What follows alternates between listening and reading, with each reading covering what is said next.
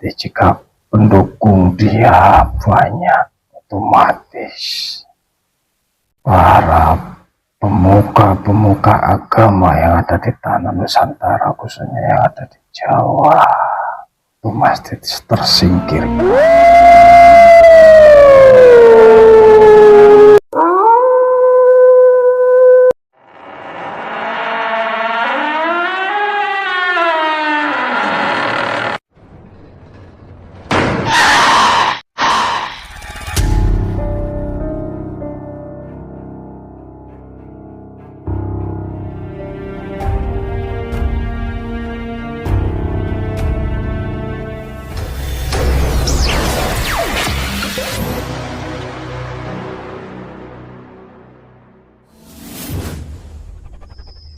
A'udzubillahiminasyaitonirrajim. Bismillahirrahmanirrahim.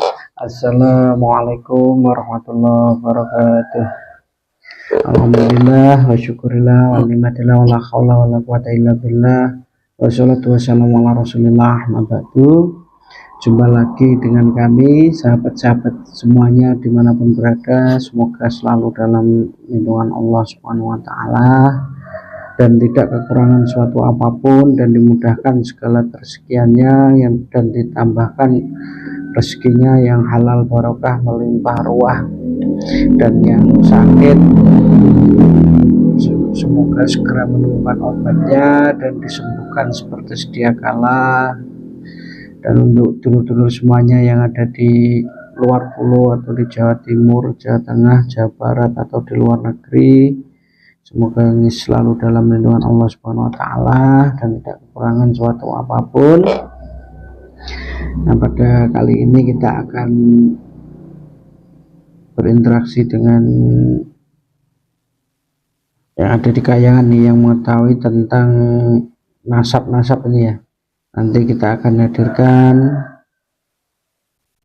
benarkah itu nasab-nasabnya itu benar dari sana,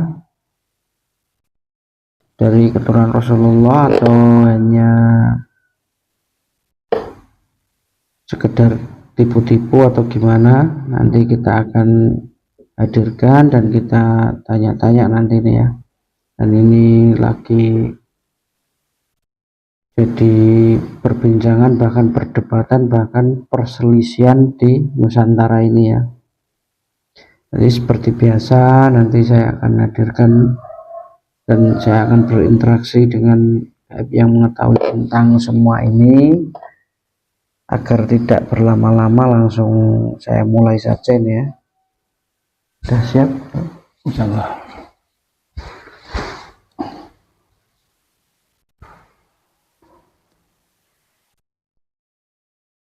Bismillahirrahmanirrahim. Atau punya mediator ini dari bisikan jin-jin siluman dan atau apapun, tidak ada yang bisa masuk, silahkan hadirkan gaib yang udah mengetahui tentang nasab yang dari Kayangan, yang sangat jelas bisa menjelaskan tentang nasab-nasab orang-orang itu. Hadir ke dalam tubuh mediator, masuk, kuasai seluruh jasadnya, seluruh pita suaranya, seluruh anggota tubuhnya, kuasai seluruhnya. Sallallahu alaihi Muhammad, sallallahu alaihi Muhammad, sallallahu alaihi Muhammad, sallallahu alaihi Muhammad.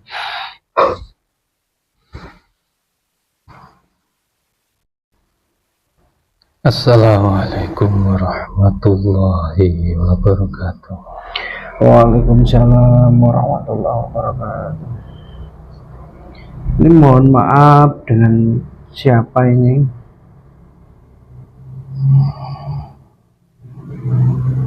Mohon maaf Den. Biasa orang memanggil saya cuman hanya Mbah, begitu saja. Siapa ini? Mbah, begitu saja. Oh, dipanggil Mbah gitu aja. Iya. Ini mohon maaf Mbah, dari golongan apa Mbah? Saya dari golongan jin. Dari golongan jin. Iya. Umur panjenengan sudah berapa ini? Saya sudah 7.000 tahun. Udah 7.000 tahun. Iya. Ini maaf ya, saya protek dulu agar tidak ada penyusup ya. Silakan. Bismillahirrahmanirrahim. Apabila gaib yang ada dalam tubuh ini berbohong, berdusta atau penyusup apapun, otomatis meledak dan terlempar ke luar tubuhnya jasad mediator ini. Ini mohon maaf Mbah, saya ganggu waktu panjenengan atau tidak? Alhamdulillah tidak.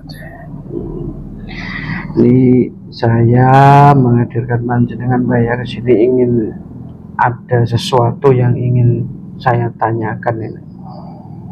Apabila panjenengan berkenan menjawab, nanti silahkan dijawab dan disampaikan agar pertanyaan saya bisa mendapat jawaban ini nanti. Iya. Ini kan di bangsa saya ini kan lagi rame ini tentang apa ini, bentar ya, saya juga agak lupa Mbak ini tentang nasab atau keturunan ini ya. Ini kan di Nusantara ini lagi rame membahas keturunan atau dzurriyyah Rasulullah Shallallahu Alaihi Wasallam ini ya. Apakah itu benar semua itu yang mengaku punya nasab itu cicit atau keturunan atau dzurriyyahnya Rasulullah itu Mbah? Yang sebenarnya keturunan dari Rasulullah yang ada di tanah Nusantara ini, khususnya yang ada di Pulau Jawa, semuanya hanyalah tipu daya dari perbuatannya orang-orang tersebut. Dan yang sebenarnya yang masih asli dari keturunannya Rasulullah itu cuman hanya sedikit saja. Maksudnya sedikit itu bagaimana? Hanya beberapa orang, tidak sampai 5 orang yang masih asli dari keturunannya Rasulullah. Tapi di Nusantara ini ya? Iya, di Nusantara ini. Dan yang akhir-akhir ini yang saya perhatikan banyak sekali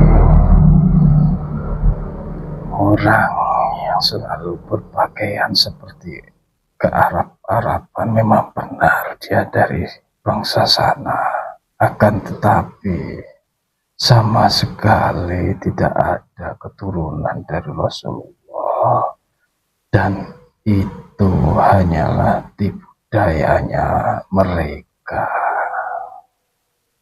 Terus tujuannya mereka itu apa ya? Satu, terutamanya ya hanya kepentingan pribadi. Yang kedua, ada juga yang berkepentingan, ada niatan menjadi penguasa.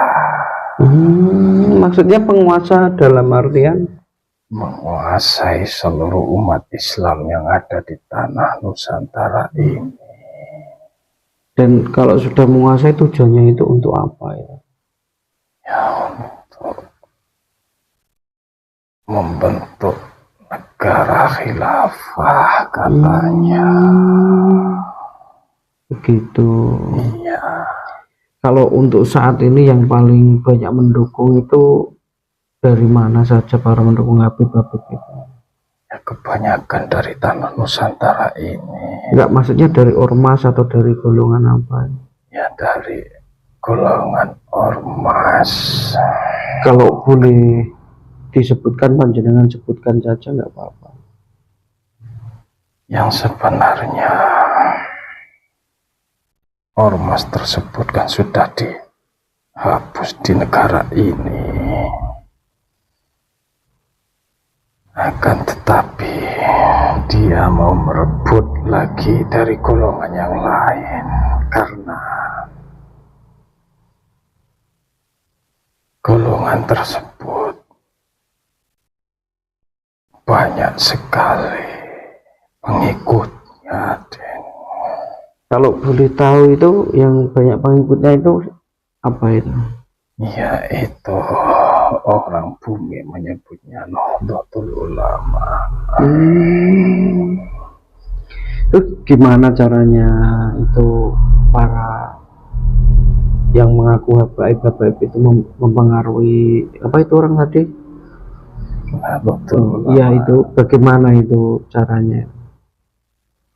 Yaitu mengatakan atau berdalih bahwa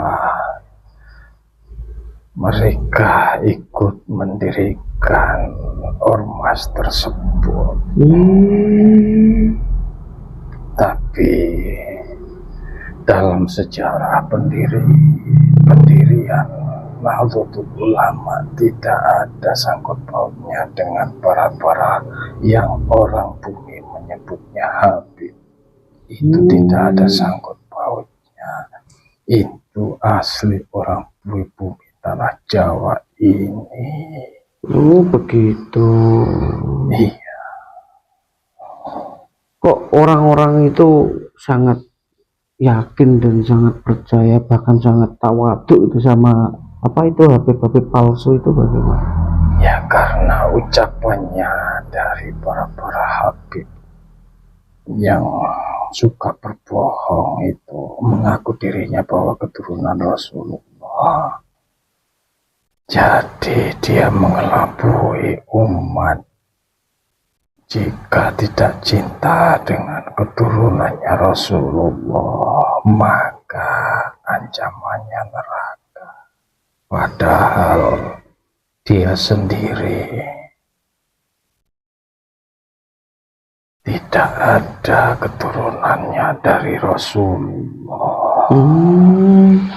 Berarti orang-orang itu apa benar seperti berita kalau itu dari Yaman ya para ini kan para Habib-Habib itu? Ya karena itu persifatannya juga, karena dari leluhur dia juga masih ada keturunan dari Yahudi, maka persifatannya lebih condong ke leluhurnya Yahudi. Oh begitu.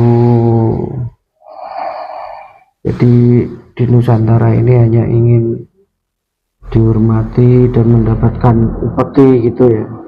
Sudah banyak terjadi, bahkan dengan berdalih dirinya keturunan Rasulullah, segala permintaan harus diberi oleh umat yang diminta itu.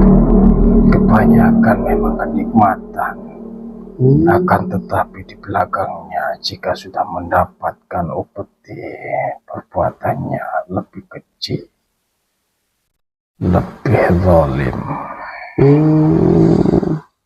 Dan ini juga ada berita bahwa keturunannya atau habaib peminum itu lebih mulia daripada kiai lokal ini ya. Apakah itu seperti itu atau gimana? Ya karena sifatnya sudah begitu, ya tunggu saja nanti kalau sudah mati, neraka ancamannya. Tidak ada ceritanya. Biarpun keturunannya Nabi, jika orang tersebut tidak melakukan perintahnya Allah, tetap akan diancam. Apalagi bukan keturunannya Nabi, tetap ancamannya neraka. Nanti Allah itu melihat itu dari ketakwaannya ya, bukan dari dzurriyyah atau keturunannya siapa ya? Iya, Allah tidak memandang siapa. Jika orang tersebut taat, benar-benar taat kepada Allah dan akan menjadi kekasihnya Allah, tidak akan berani melanggar apa yang diperintahkan oleh Allah. Tapi jika orang tersebut mengaku keturunannya Rasulullah, masih mau melanggar apa yang diperintahkan oleh Allah, itu sama juga menantang kepada Allah. Akan tetapi orang tersebut sudah memang diliputi atau diselimuti oleh bangsa-bangsa gaib yang fasik, makanya dia berani berbuat begitu.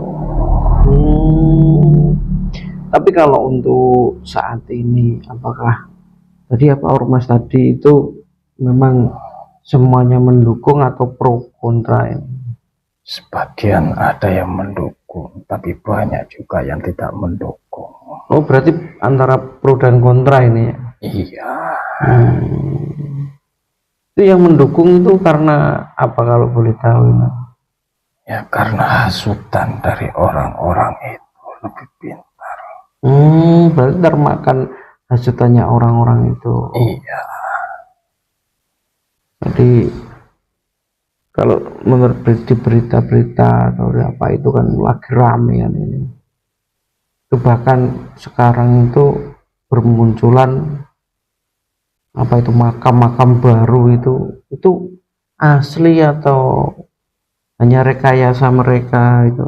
Itu makam itu sebetulnya memang sudah ada dari dulu. Tapi orang itu mengatakan jika itu makam yang di situ masih ada keturunan dari dia, masih leluhurnya dia, itu memang tipu dayanya dia agar umat manusia mudah dibohongi, mudah dipercaya. Untuk itu jangan tergiur oleh ucapan manis para bangsa pendatang, terutama yang mengaku dirinya keturunannya Rasulullah. Jadi makam itu sebenarnya bukan makam leluhurnya itu yang diaku-aku itu. Itu bohong semuanya, budayanya dia agar dia dipercaya. Oh begitu. Biar pendapatannya dia lebih banyak. Makanya berdalih begitu, mengaku-ngaku jika makam itu masih ada keturunannya Rasulullah dan dia itu yang ada di makam masih leluhur saya. Itu semuanya tipu dayanya mereka. Oh begitu. Jadi memang di akhir zaman itu memang seperti apa yang di Al-Quran, maka akan terpecah belah umat Islam itu menjadi berapa itu 70 golongan, itu benar ya? Iya, tinggal 2 golongan yang nanti di akhir zaman yang tertinggal. Satu golongannya Imam Mahdi, yang kedua ialah golongannya Dajjal. Gitu. Jadi kalau untuk 2 golongan itu nanti yang lainnya sudah tidak ada golongan-golongannya, tinggal nanti itu ikut golongan Imam Mahdi atau Dajjal gitu aja ya? Iya. Dan sudah kelihatan saat ini siapa-siapa yang sudah menjadi pengikutnya Dajjal, sudah kelihatan dari perilaku, dari ubudiyah, dari ucapan, semuanya sudah kelihatan saat ini. Apa ini memang sudah masuk akhir zaman ini? Sudah. Jadi ini penyaringan ya? Iya. Makanya umat manusia, terutama umat muslim, jangan mudah percaya dengan ucapan-ucapan manis yang sebenarnya belakangnya adalah neraka. Begitu. Jika memang benar beliau atau orang-orang tersebut benar-benar keturunannya dari Rasulullah, pasti mencerminkan ubudiyah akhlakul karimah seperti Rasulullah. Jadi sifatnya itu pasti lemah lembut dan sangat santun ya. Sangat santun dan mengutamakan umat. Berarti bukan sakar pede ya. Dan seperti itu. Jadi orang-orang itu yang mengaku Habib itu intinya hanya ingin kenikmatan, ingin dikasih upeti, dan dia mengaku-ngaku bahwa nenek moyangnya itu kalau tidak ada dia masih menyembah batu atau masih menyembah pohon, menyembah kuburan gitu ya. Ya, Itu cara dia mempengaruhi orang-orang di Nusantara ini. ya, itulah tujuannya. Agar dia dianggap berjasa, agar memberikan upeti gitu. Iya, nanti jika pendukung dia banyak, otomatis para pemuka-pemuka agama yang ada di tanah Nusantara, khususnya yang ada di Jawa, itu pasti tersingkirkan. Begitu. Iya. Jadi kalau pesan-pesannya buat saya itu bagaimana ya? Ya, paling tidak dengan keadaan dunia yang seperti ini, umat manusia, terutamanya umat muslim, janganlah mudah percaya dengan kata-kata yang manis, kata-kata yang menjanjikan, dan saringlah dulu siapa orang tersebut, asalnya dari mana, keturunannya siapa, akhlaknya juga perlu diperhatikan, ucapannya juga perlu diperhatikan. Jika memang dia itu benar-benar keturunannya dari Rasulullah, mesti persifatannya atau akhlaknya sesuai atau serupa dengan Rasulullah. Itu saja pesan dari saya. Dan carilah guru yang benar-benar masih ada sambungannya dari Rasulullah. Itu yang perlu diwaspadai untuk umat muslim saat ini, karena banyak sekali pemuka-pemuka agama saat ini mencari jamaah atau mencari massa, akan tetapi semua sifatnya hanya untuk kepentingan pribadi.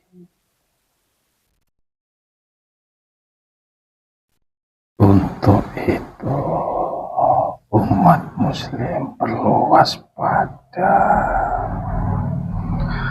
selalu minta ke Allah, minta hidayahnya Allah agar dipertemukan guru yang jelas sambungannya ke Rasulullah. Itu saja, Den. Sudah tidak ada lagi. Tidak ada. Ya udah, terima kasih Mbah sudah mau hadir ke sini dan mau memberikan keterangan. Saya pun sudah terima kasih dihadirkan di sini.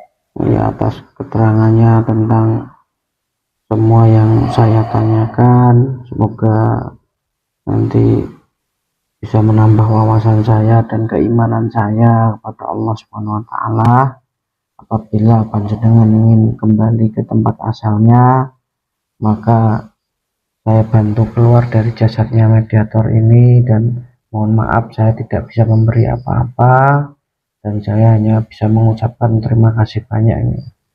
Ya, sama-sama, saya pun sudah terima kasih dihadirkan. Untuk itu saya undur diri. Assalamualaikum warahmatullahi wabarakatuh. Waalaikumsalam warahmatullahi wabarakatuh. Bismillahirrahmanirrahim. Kembali ke tempat asalnya, semua bekas, semua efek, semua energi kembali ke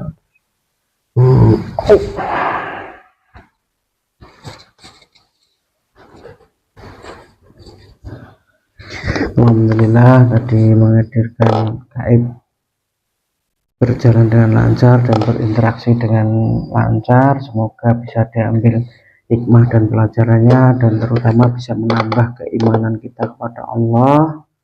Dan untuk sahabat-sahabat semuanya, waspada, jaga keluarga, jangan sampai terpengaruh oleh hal-hal yang merugikan diri dan keluarga. Semoga sahabat-sahabat selalu tambahkan keimanan, keyakinannya kepada Allah, dan dijauhkan dari hal-hal seperti itu.